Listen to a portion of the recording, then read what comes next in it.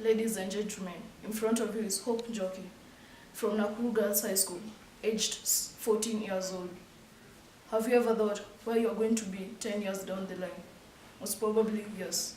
But have you ever asked yourself where the earth will be in 2050? It is such a shame that we think about ourselves more than even thinking about the earth that we live in. The generation that we live in is very different from the ones of our parents. I got a privilege to ask my mother when I was back at home, "Mother, how was the earth looking like in 1990s?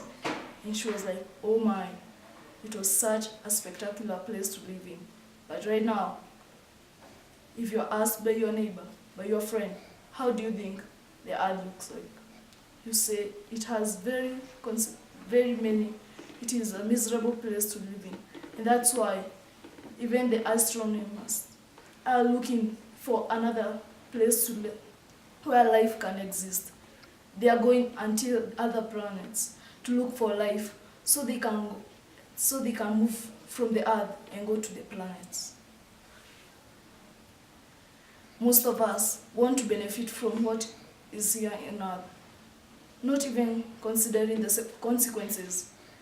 For example, we are always warned and we are given warnings not to cut down trees since they will bring a lot of calamities, e.g. famine, drought. But what do we tend to do? We do the opposite, only to benefit ourselves and our pockets.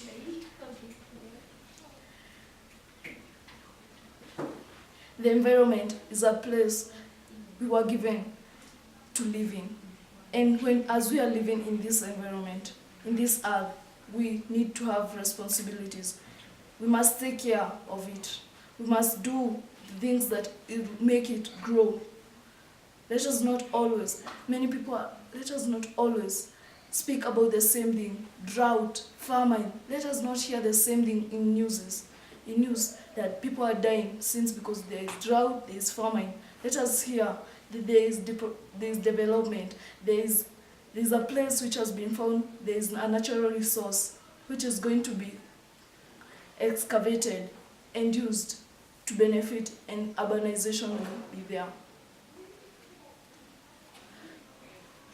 I dream of a country, of an earth, that there are no sorrows. There are always, the faces of people are very happy. Where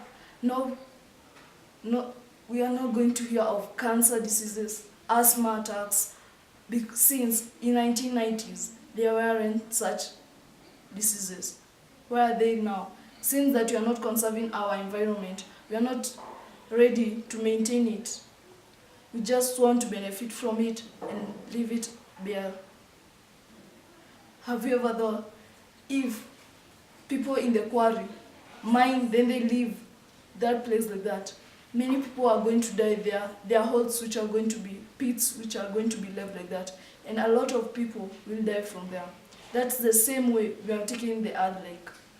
We want to benefit from it, then leave it bare. When we cut down trees, let us take the responsibility. Cut one, plant two. That was a rule that had been made. But right now, the generation of planting two and cutting one, is it there?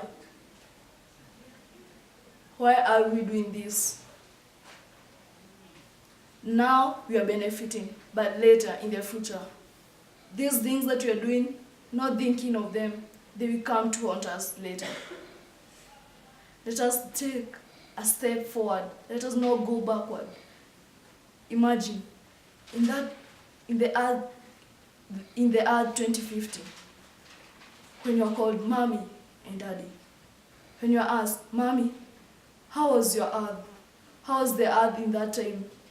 How will you say it? Was it worse than now, or is it now that time worse? Let us take a more initiative. Let us think about even our future. The same way you think about your future, that's why you move ahead, so you can have a better life. Let us move forward so we can have a better earth for our children, for the generation upcoming, so that the generation which is upcoming can follow the steps that you have led. But if we continue with that same strategy of cutting down trees and not planting, what about in 2050? There is no need to think, because it will be worse. As I conclude, let us join hands, let us fight, let us unite, because unity is strength. Let us work together as a community, as the whole world, to fight against let us fight against the destruction of the earth.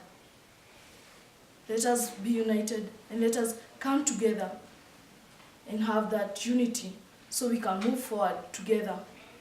Thank you.